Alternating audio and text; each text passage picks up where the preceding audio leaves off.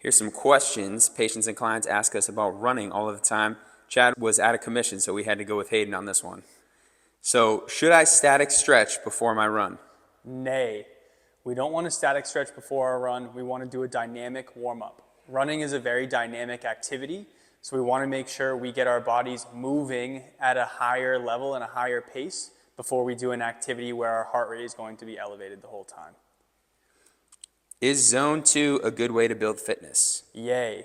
Zone 2 is a great way to build fitness. For those of you who don't know, zone 2 is working out at 60 to 70% of your max heart rate. This allows us to work out for longer periods of time and utilize different energy sources in the body. That way we can start to really build some aerobic fitness. Can I wear my running shoes to the gym? Absolutely nay. You cannot wear your running shoes to the gym.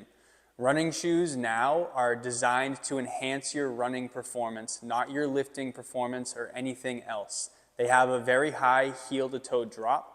They often have extra material that makes them a little more cushiony, and they can cause some issues at the foot and ankle complex when not used for something like running.